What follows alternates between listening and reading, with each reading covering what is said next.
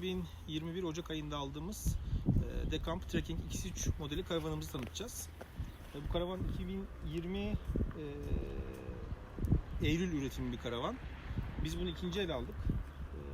Çok az kullanmıştı sahibi. Ve o günden beri de çok keyifli bir şekilde kullanıyoruz. Senin özelliklerinin başında Alco bağlayıcı ve stabilizör geliyor. Ön kısmında. Bu ön kısmında birçok karavanda standart olan tüplük ve elektrik aksamının olduğu alan var. Webasto'nun yakıt kısmı burada. Biz ciddi anlamda performans aldığımız şu Aygaz Mini'den aldık. Herkese tavsiye ederiz. 2 tane 100 amperlik Apex jel akümüz var. Üst kısımda da 2 tane güneş panelimiz var. Bunlarla gayet başarılı bir şekilde hiçbir yerde elektriğe ihtiyacımız olmadan bu karavanı kullanabiliyoruz.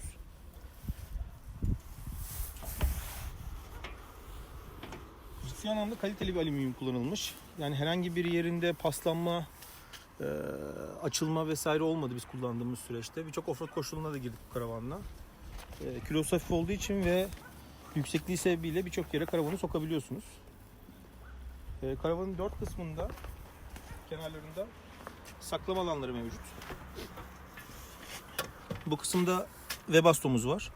Biz Yılkar marka Webasto kullandık. Yani Uludağ'da da, işte dün burada da kar yağdı zaten videodan da görebileceğiniz üzere. Gayet performanslı bir şekilde kullanabiliyoruz kendisini.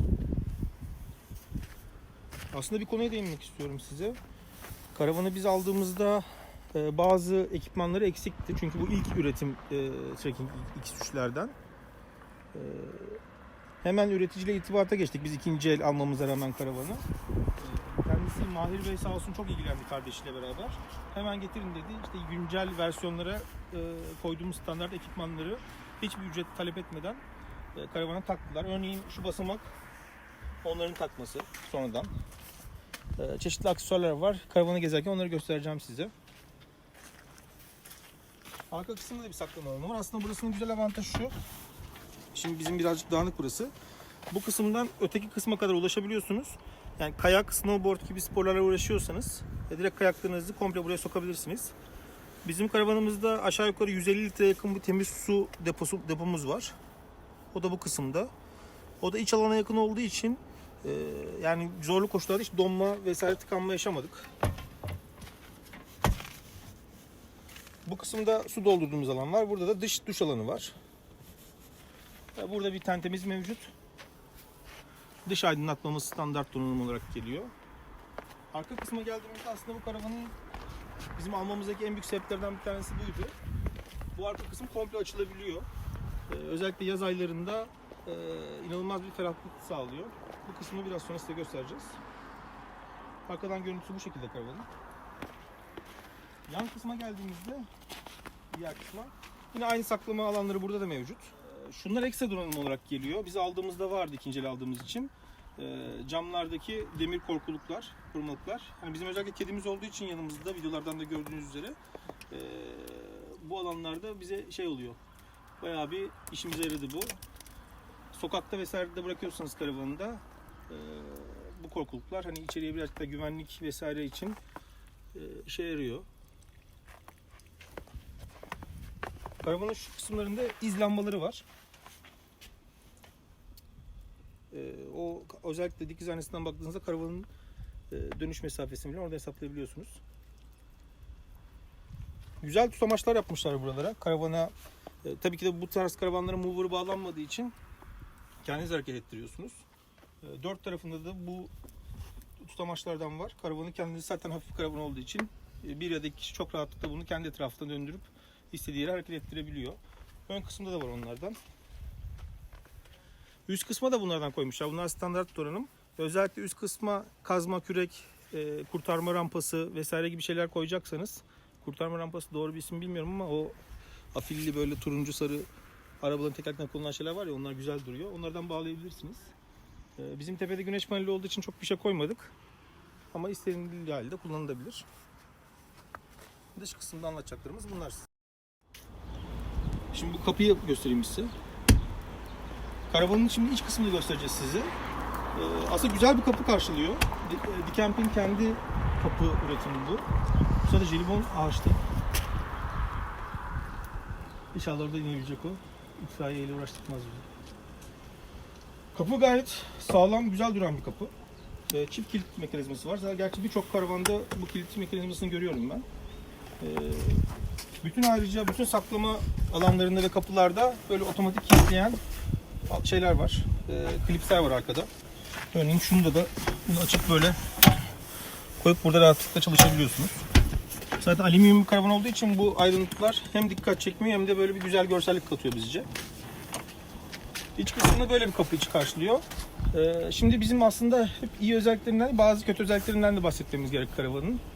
Bu ilk versiyon olduğu için bu karavanda böyle bir duvar kağıdı kullanmışlar. Gerçi bizim bu karavanı almamızdaki en büyük sebeplerinden bir tanesi iç renginin bu olması. Çünkü biz griyi çok seviyoruz. Ama bu kaplama özellikle yüke bilinen kısımlarda böyle açılmalar yaratıyor. Şimdi yeni versiyonlarında Dikent'le görüştük biz. Bütün bu alanları ahşap kaplama gibi bir şeyle yapıyorlar böyle. Tam bilmiyorum. Arayıp sorabilirsiniz. Tabii karavana ağırlık katıyor mu katmıyor mu o kısmından çok emin değilim ama bu problemler onlarda yaşanmayacak. Bizde de gerçi şu kadarcık ufacık bir alan var. Biz buraya ciddi bir ağırlık koymuştuk bir kampımızda. Ondan dolayı burada bir açılma yarattı.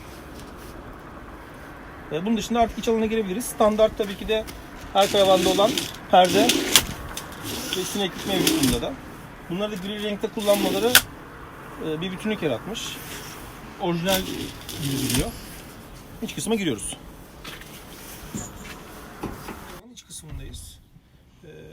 İç kısmında aslında dışına baktığınızda bu kadar büyük ve geniş bir iç hacmi olduğu çoğu kişi tarafından anlaşılmıyor. Tabii dışının koyu renk olmasının da bunda payı var. Burada dediğimiz gibi bizim alma sebeplerimizden bir tanesi kapalı tuvaleti vardı karavanımızın. Bu şekilde içeri göstereyim size. Tedford'un kasetli tuvaleti var. Kesinlikle tavsiye ederiz. Böyle bir lavabosu var. Duş perdesi ile gayet güzel yıkanabiliyorsunuz içeride karavanın. Biz kendimiz bazı aksesuarlar ekledik bu karavana. Yere şu ahşap parkeleri koyduk. IKEA'dan aldığımız standart donanım. Tavsiye ederiz tüm karavan kullanan kişilere. Alt kısımda saklama alanı var. Oradan gösterilecek kısmı gayet geniş. Bizim birçok şeyimizi alıyor içine. Bu şekilde bir tuvalet var. 2 kişi için gayet yeterli. Bu kısımda 2 kişilik bir oturma alanı var. Standart bu yatak inip burası yatak, bir kişilik yatak haline geliyor. Hatta çok samimi 2 kişi de belki burada yatabilir. Ama çok samimi olması gerekir. Yine bu kısımda bir ön camımız var. Yine güneşlik ve sineklikli bir tasarım yapmışlar buraya. Belki ileriye dönük düzeltilmesi gereken aşamalardan bir tanesi bunun çift cam tercih edilebilir ya da karavan camı. Çünkü özellikle dışarıda çok soğuk hava varken içerideki sıcakla birleşince buradan terleme yapıp buraya damlama yapıyor. Yani öne alınmayacak bir şey değil. Ama bu olursa bence daha iyi olur. Bu kısımda mutfağımız var. Mutfak alanımızda standart bir buzdolabı. Bizim buzdolabımız 220 voltluk bir buzdolabı. Ama invertörle gayet rahat bir şekilde kullandık. Hiçbir gün bile akü sıkıntısı yaşadığımızı hatırlamıyorum bu karavanda. Yine bunlar opsiyonel tabii ki de. Bu karavanın standart ocağı ve evyesi var. Ama siz opsiyon olarak buraya karavan için özel üretilmiş markaları kullanabilirsiniz. Ama bu Emin Çelik'ti yanlış hatırlamıyorsam. Bizim gayet işimizi gördü. Kontrol panellerini buraya koymuşlar. Basit bir kontrol paneli ama offroad karavan için bence ideal bir şey. Buradan sigortaları açıp kapatıyoruz. Akü voltajımızı buradan görüyoruz. Şu anda bizim panellerimizin üstü karla kaplı olduğu için akümüz 13 gösteriyor. Gerçi orada belli oluyor mu o konuda emin değilim. Arka kısımda işte bizim bu karavandaki en çok sevdiğimiz özelliklerden bir tanesi sabit yatağın olmasıydı. Bu sabit yatağın altı az önceki gösterdiğimiz dış videodaki su deposunun ve o kayak koyma yeri dediğimiz alana iniyor. Ve bu alandan da baktığınızda hani direkt dış alandan yatak gözükmediği için yani yatağı dağınık bırakıp da çıkabilirsiniz. Ve tabii ki de bu ferahlığı sağlayan arka açılır kapağımız var. Bu gerçekten bu karavanı almamızdaki en önemli özelliklerden bir tanesiydi. Bunun sayesinde ciddi anlamda içerisi ferahlıyor, havalanıyor ve konforunuz artıyor. Biz şu anda kış kampında olmamıza rağmen gündüz bu şekilde yapıyoruz. Şimdi bunun diğer offroad karavanlarından ayıran en büyük özelliği iç yalıtımının çok iyi olması. Yani içeride metal bir alan yok.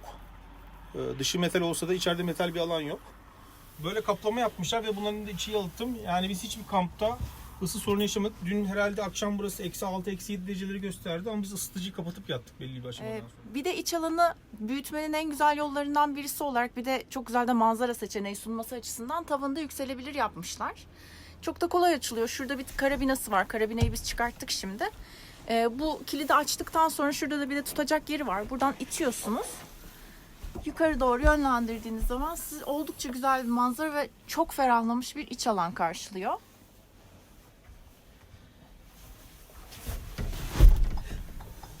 Şuradan da gösterelim. Şimdi böylece yukarıya açtığınız zaman bu yatak tarafında kaldığınız zaman hem arkadan böyle muhteşem bir manzaraya sahip oluyorsunuz.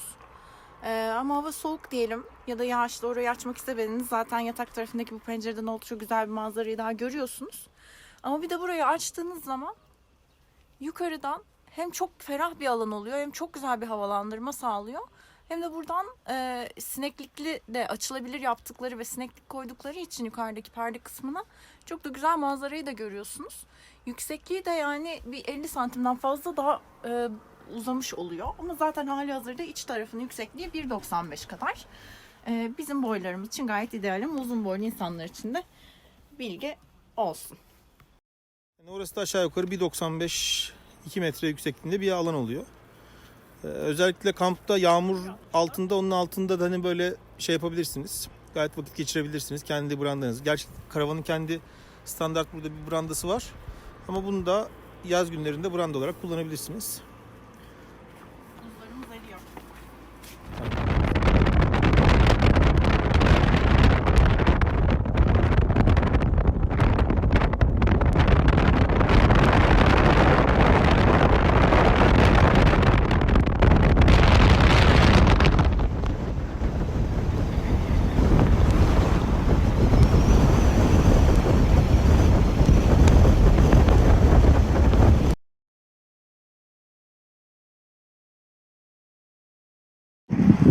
Evet, üç güzellere geldik. Evet, bu üç güzeller bunlar işte. Berk, senden üç güzellerin hikayesini dinleyebilir miyiz? Kral varmış. Onun da tabii bir kız oluyor haliyle. Ve tabii ki de bu ikisi olduğu zaman bir de çoban oluyor.